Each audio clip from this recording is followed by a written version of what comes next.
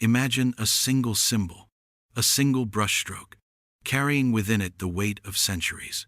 It can express love, sorrow, strength, and even the divine. For over 1,500 years, these symbols have shaped Japan's language, its art, its philosophy, and its very identity. Yet their story begins far from Japan, in a different land, with a different people, long before the word kanji even existed. This is the untold story of how Japan fell in love with kanji, and why, even in our digital age, these ancient characters continue to hold the soul of a nation. How did kanji first arrive in Japan? Our journey begins not in Japan, but in ancient China, over 3,000 years ago. Long before Japan had a writing system, the Chinese were carving symbols onto tortoise shells and animal bones. These were the oracle bone scripts, among the world's earliest forms of writing used during the Shang dynasty to communicate with the gods. Each character carried meaning, not just sound.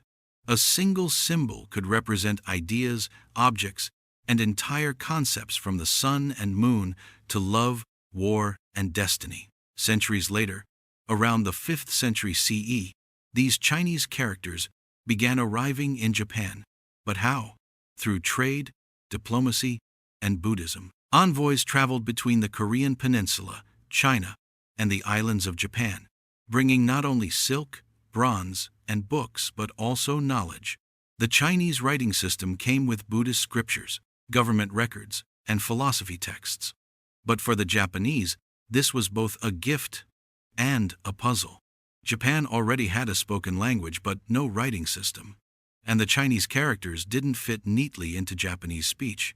Unlike Chinese, which is monosyllabic, Japanese words were polysyllabic and grammatically complex. So, in the beginning, Japanese scholars didn't use kanji to write Japanese. They used it to read Chinese. Elite courtiers, monks, and scholars learned classical Chinese, using kanji as they were originally intended. It was a world where knowledge meant power, and kanji became a gateway to prestige and wisdom. Yet something remarkable was about to happen.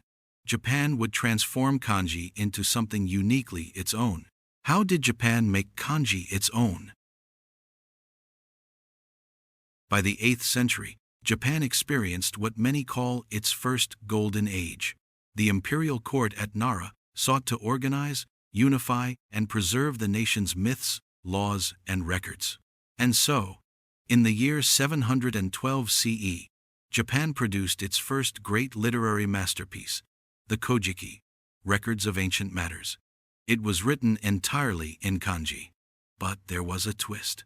Because kanji wasn't naturally suited for Japanese grammar, early scribes began using it phonetically, representing Japanese sounds rather than Chinese meanings. This innovation gave birth to a hybrid system called manyogana, where characters were chosen for their pronunciation, not their meaning. Over time, manyogana evolved into the hiragana and katakana alphabets we know today. So, ironically, Japan's beloved kana syllabaries, the simpler scripts, were born from kanji itself. And yet, kanji remained essential. Unlike kana, kanji could condense complex ideas into a single symbol, where kana might take several characters to express one concept. A single kanji carried layers of meaning instantly. This dual system, kanji and kana, became the backbone of Japanese writing, and it survives to this day. Through adaptation, Japan didn't just borrow kanji, it transformed it into a cultural treasure.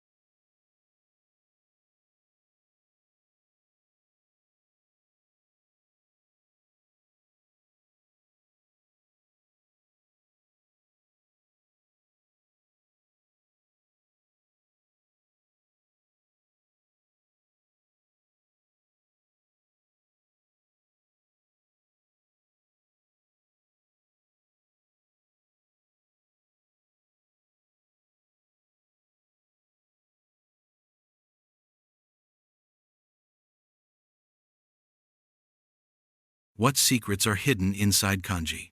To many, kanji is more than writing, it's art, philosophy, and identity. Each character is a story, often thousands of years old. Take the kanji for love I. At first glance, it's just a shape. But inside the character, you'll find the radical for heart at its center, framed by elements meaning actions and connection. Hidden in its structure is a poetic truth. To love is to act with your heart. Or look at sen, mori, meaning forest. The character is made up of 3 tree radicals stacked together, simple, elegant, and visual. This symbolic layering is everywhere in kanji. Some depict what they represent like shan, yama, for mountain, which looks like peaks on the horizon. Others hide ancient philosophies, Buddhist teachings, and Shinto beliefs within their strokes. And then there's shodo, the way of calligraphy. In Japan, writing kanji isn't just about communication, it's a spiritual discipline. Every brushstroke is deliberate, meditative. The goal isn't perfection, but harmony between mind, hand, and ink. When a master calligrapher writes a single kanji, they aren't just recording meaning. They're capturing emotion, energy, even soul. Why did Japan almost abandon kanji? Fast forward to the 20th century. Japan stood at a crossroads. After World War II, the nation faced rebuilding not just cities and industries, but also identity. Language became a heated battlefield. Some reformers argued that kanji was too complex for a modern, educated society. They wanted a simpler, fully phonetic system, just hiragana and katakana, to make literacy easier. But others resisted. To abandon kanji, they said, was to sever Japan from its history. Generations had passed down poems, proverbs, and philosophy in kanji. To erase them was to erase a part of Japan's soul. In 1946, the government reached a compromise.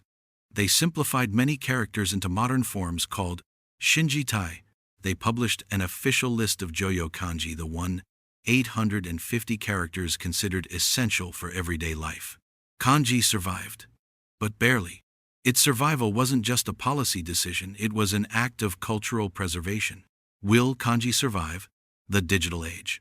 Now, in the 21st century, kanji faces a new challenge.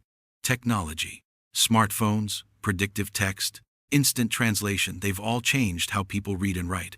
Many younger Japanese admit they can recognize kanji, but can't always write them by hand anymore. And yet, paradoxically, kanji isn't disappearing. It's thriving. Young people are rediscovering its beauty through calligraphy workshops, manga and anime, packed with visually striking characters, tattoos and fashion that turn kanji into an aesthetic art form. Kanji has transcended language. It's become a cultural symbol. Instead of fading, these characters are evolving into a bridge between tradition and modernity. What do kanji teach us about Japan's soul? When you look at a single kanji, you're not just seeing ink on paper. You're seeing thousands of years of history. You're touching the thoughts of poets, monks, and philosophers who lived and died centuries ago. Kanji has endured wars, reforms, and revolutions, yet it remains. Because kanji isn't just writing. It's memory. It's identity. It's the heartbeat of Japan.